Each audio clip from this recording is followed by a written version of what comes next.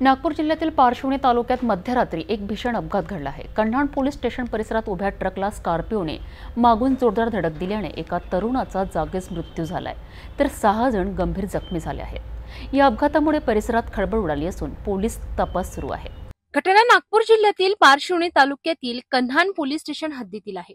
मिळालेल्या माहितीनुसार मृत प्रज्वल चव्हाण आणि त्याचे मित्र चेतन वाडी भासमे, प्रणय कडू, प्रियांश बावने, आकाश सोनेकर, ऋत्विक चरडे, ऋत्विक गळे सर्वच राहणारे निमखेडा बोर्डा आणि प्रणय घोडेस्वार राहणार गोदवी गाव, भंडारा जिल्हा हे वर्धा जिल्ह्यातील सिंधी रेल्वे परिसरातील गावात तान्हापोळा उत्सव पाहण्यासाठी स्कॉर्पिओ गाडीत गेले होते।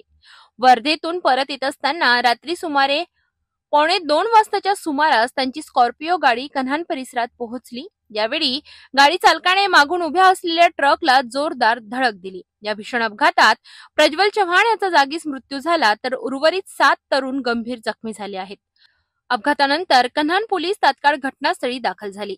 मृतदेहाचा पंचनामा करण्यात आला आणि सर्व जखमींना कामठी उपजिल्हा रुग्णालयात हलविण्यात आले। ट्रक चालकाविरुद्ध गुन्हा दाखल करण्यात आला असून पुढील तपास सुरू आहे।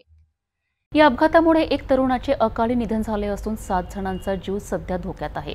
पोलिसांनी तपास सुरू केला असून या घटनेतून पुन्हा एकदा सुरक्षित वाहन चालना आणि वाहतुकीच्या नियमांचे पालन करण्याचे महत्त्व अधोरेखित झाले आहे।